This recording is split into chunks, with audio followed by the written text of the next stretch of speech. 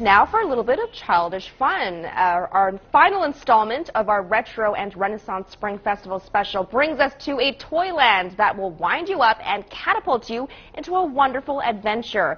Born-and-bred Beijinger Zhang Yang has collected vintage tin toys for quite a while, and in 2008 he followed his wife's advice and opened his own private gallery. Our reporter Mu Fang Zhou went to visit the family and check out his precious collection. These toys have stood the test of time thanks to their outstanding quality and durability. Tin has been a favorite metal of toy makers since at least the middle of the 19th century. It is lightweight, cheap, and easy to work with. But it's steady enough to withstand the torture of young fingers playing with wind-up animals, fiction sports cards, and science fiction-inspired ray guns.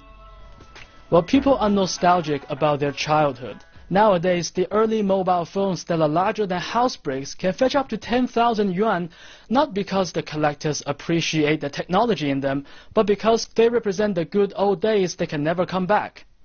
But when it comes to a vintage tin toy collector, I'm not sure if it's worse than alcoholism, but collecting is definitely an addiction. But the first image of a tin toy in Zhang Yang's mind is a green Russian-style locomotive, a gift from his grandmother in his primary school days. Zhang Yang was in his late 20s when his younger brother returned it to him years later. He wiped off the dust and instantly fell in love with it again. From battery-driven robots to a wind-up packing chicken, he bought every tin toy he could find in the flea market, whatever the price. But it was quite a few years before Zhang Yang decided that wrapping up the toys in oil paper and piling them up in boxes wasn't the best way to celebrate his precious toys. The house my family lived in was quite packed. I could only store my toys in boxes on the attics. Then my wife came with an idea, offering her family's old house to be renovated for the storage and display of my collection. You see, I am only driven by enthusiasm, but my wife is the one that has a sense of business. The years of collecting led him through a natural process of learning the history of tin toys. For example, how the Chinese tin toy industry took over the leading role in the global business. At first by copying their Japanese counterparts, and then designing their own toys based on early Chinese cars and trucks. Chinese factories made many variations of one model with different colors, interiors, and even types of drive.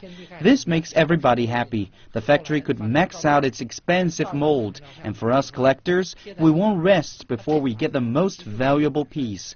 Some even want to collect all variations and complete the series.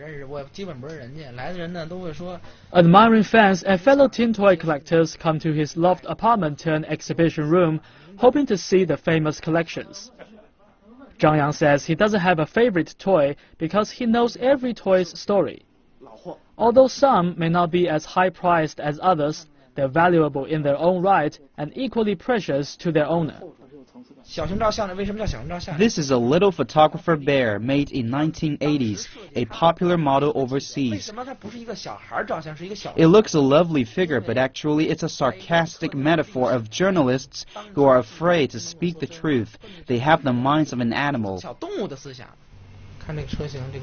This is a bus toy from the 1950s model. It's worn out, but the clockwork spring still can work. Nowadays, filmmakers could even use these old toys as references when they make period dramas.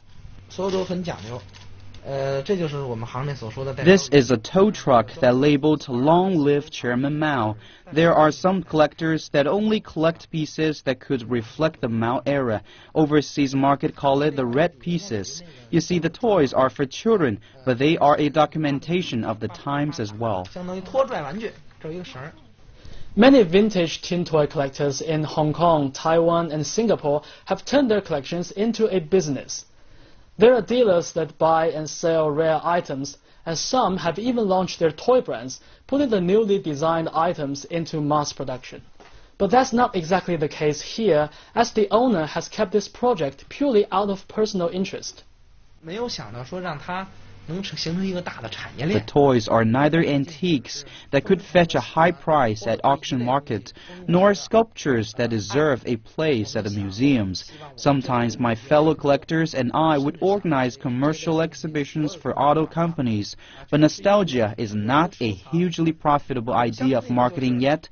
Right now I would focus on archiving, which is really a lot of work. Now Zhang Yang has a new collaboration project under his name with China Cartoon Art Museum, part of a $13 million investment in the cultural and creative industry by Beijing's Chaoyang district. Part of his collection has been relocated to the new exhibition hall in the museum, and this has given him some room to think about what to do next. Besides his daily job as a television program producer, Zhang Yang's first and foremost ambition is to thoroughly catalog his collection, writing down all the stories behind the toys. That document will reflect the bygone era in the history of the tin toys and a decade of his own life dedicated to collecting tin toys at any cost. 木方舟 CCTV